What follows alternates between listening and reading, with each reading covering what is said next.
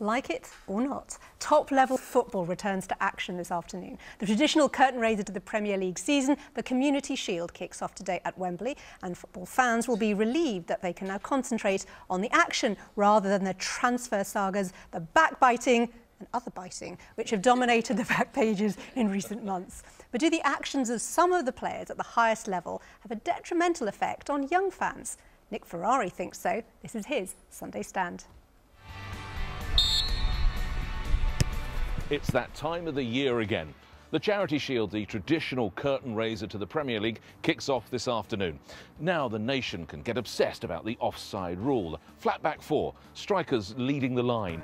I want to see the ball touch the floor, a little bit of quality. It's all pretty harmless stuff until you realise how impressionable youngsters, particularly boys, look up to those overpaid and often underwhelming stars. While people up and down the land, like these lads behind me, play for the love of the game, the Premier League offers huge financial incentives to its players. To me, celebrating someone who makes in a week what it would take a nurse 6 years to earn, yet blatantly cheats and behaves like a spoilt child, is plain wrong. But to some young lads, they're seen as role models.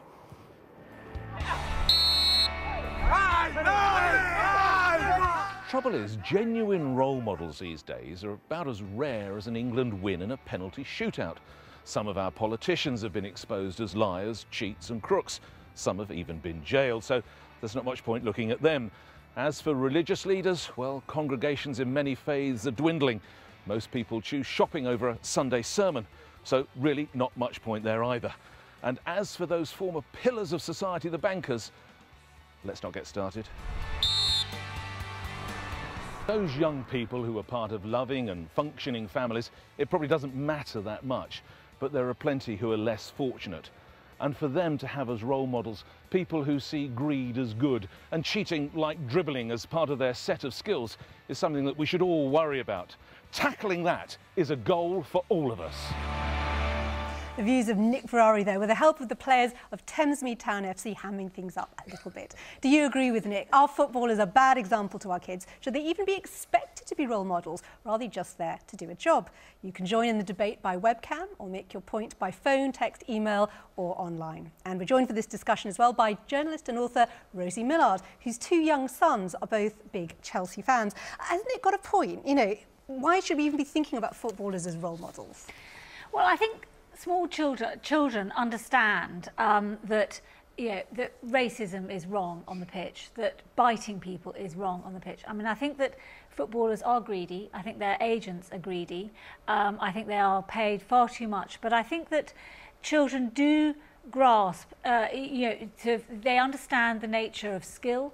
They understand the importance of turning up on time. I think that, you know, going to training, I think that there are some very positive elements of football which children can learn from. I mean, I asked my sons, one of my sons is 13 and one is 8, and I said, right, let's have a list of people who you think are good role models. Obviously David Beckham goes without saying. You're going to say Nick Ferarri. Yeah, I did. I was rather excited briefly there. Sorry, Didier Drogba, also a very good role model. He puts a lot of money back into the Côte d'Ivoire. He has foundations there for young footballers, etc. Mata was a good role model. He's going to university. He's you know, he's planning for things to do afterwards. My youngest son has bought a book by Frank Lampard, a chapter book. He read it on holiday. Although, did you see in the Sunday Times today a children's writer saying that celebrity writer like Frank Lampard, who's admitted he doesn't really write most of the book. I don't think it matters. He's not a real writer. We were at the airport. It's completely irrelevant. We were at the airport. I said, right, we need a book. We're at the station. What do you want to buy for the journey? And he saw a book, Frank Lampard's name on it. He's a Chelsea supporter. He likes Frank Lampard. He said, I'll buy this book. He bought it. He read it on the journey. So he's promoting literacy. Yeah. I mean, it's interesting, Vicky, you know, as the theologian on the panel, that you can look at stories about footballers, and it seems to be all the kind of 7 deadly sins. You know, there's wrath, there's, you know, kind of maybe not gluttony, but, you know, there's certainly lust and avarice. I mean, how should we regard them? How do they seem in society? Well, I would say that football is the new religion. church attendance has declined over the years, and as Nick alluded to, basically football has become a kind of pseudo-Christianity for many people. We see this weekend attendance, this passion. You know, you're in the stands. It's like the modern-day pew. The hands are in the air. They're chanting songs. It's the equivalent of hymns, and that makes the footballers basically the equivalent of priests or even gods. So I don't think the question today is, should they be role models? They are. I think footballers find themselves almost as these icons in an almost religious sense, and young people are looking up to them. And it's supposed to be the beautiful game, Nick, so maybe there is a moral responsibility on them to behave. Do you know what really offends me sometimes, and it will start this weekend, is that the football coverage in the newspapers, there will be a miracle goal or a miracle save. These aren't miracles at all. These are, as Rosie said, overpaid people who in some instances aren't actually that very good. And I think, look, for your children as and when, our children, we're very lucky, or their children are lucky. They're part, as I say, of families that actually care. There are too many lads, and in some cases girls, standing on street corners in too many cities who have no role models. They have no... I had a mum and dad who got up and worked damn hard, funnily enough, in the industry that I went into as well. So I had that. For so many of these kids, all they see are these soccer players who are vile, who cheat, who spit, who do... And then they are given vast sums of money. It's not really their fault, no, I think actually it's beholden on the clubs to look after their young players. Yes, they are, but they also, you know, I think they need to be looked after. I think they need to be managed. I had a look at the American footballers. Most American footballers in the NFL have foundations. It's kind of it's part of the culture of American football and American philanthropy. Our guys can't spell foundation. They have what I suppose they have what's called football intelligence. They don't have.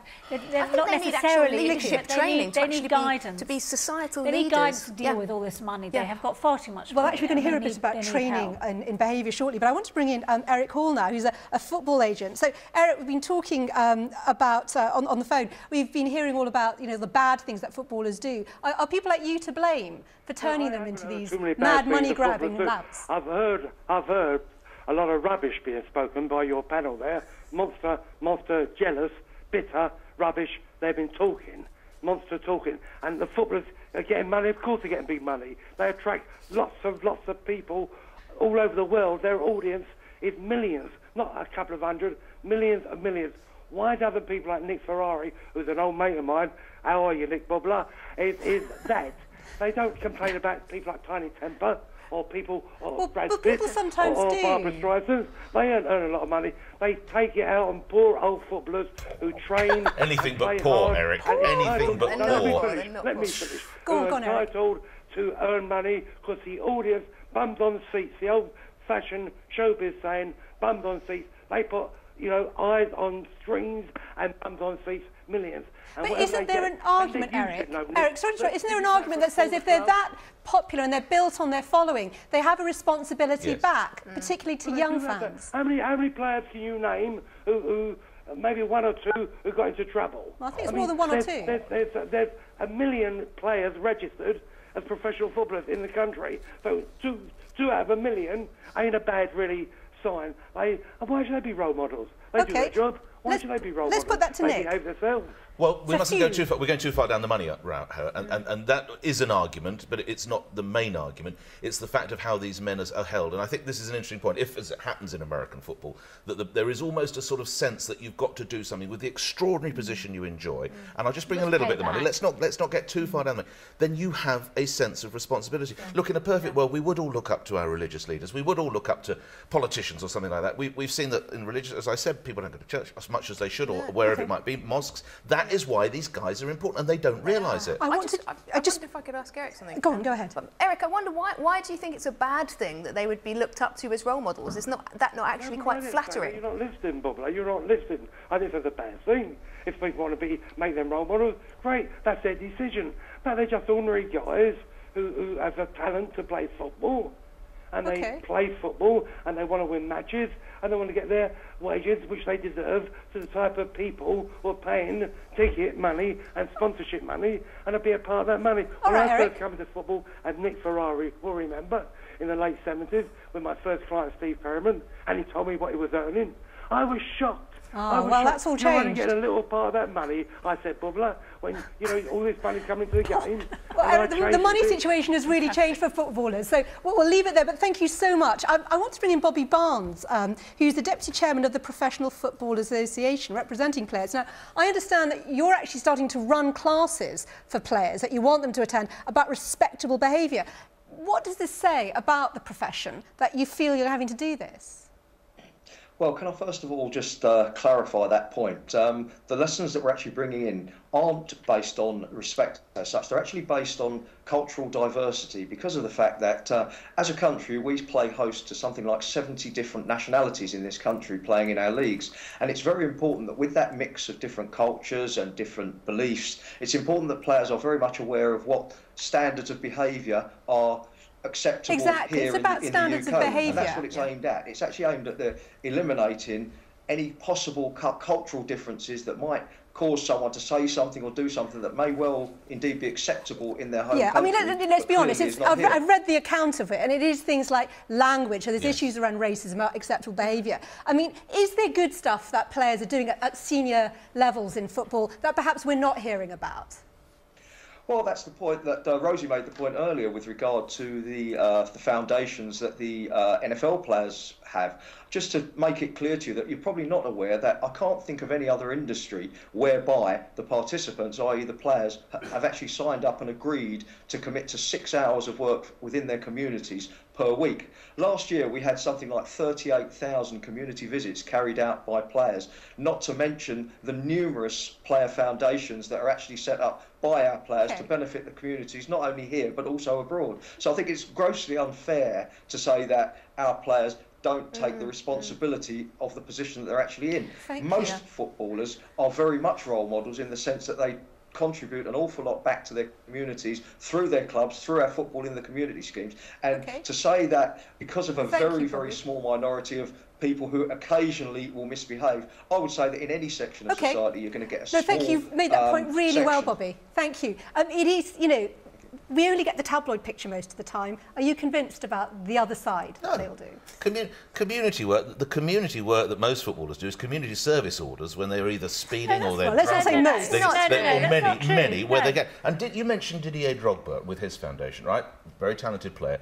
Didier Drogba goes over like a granny on an icy morning. The minute a ball comes near him, he can dive and he wins free kick. He is a thing of beauty, though. He's a fantastic looking. But let's be honest, you just have to touch him like that, and he goes bowling into the Be that as it may, the fact is that let's not talk about individual footballers. At my children's primary school, Arsenal has a thing called the Double Club, where you have a football lesson and you also do your homework. So you do your homework and then you play football. They fund this throughout schools throughout London, but particularly in Islington, where I live. Right. How often does Jack Wilshere come down, or any of the other players?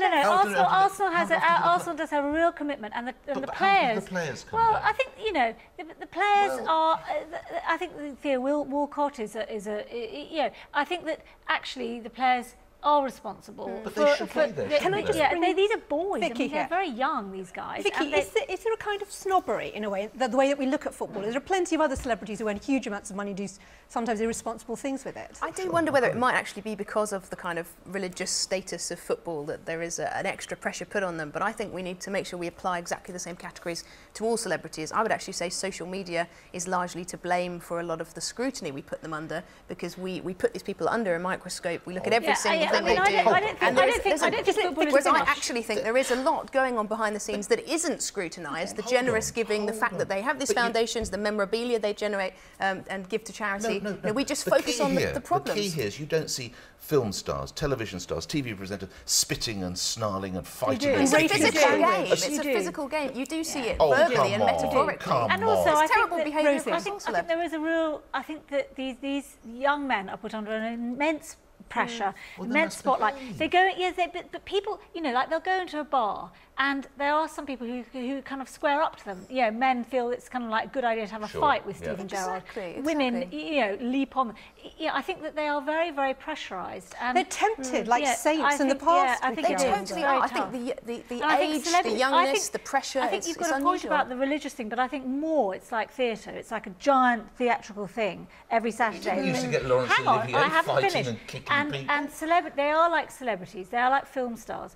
And film stars, I know know a bit about how film stars are treated, and they are protected by... Well, maybe that's what we need to know. I think briefly, they should be protected. Converted at all? No, on them? not at all. Even Just even thought I'd more, check. even more strange. Not even slightly.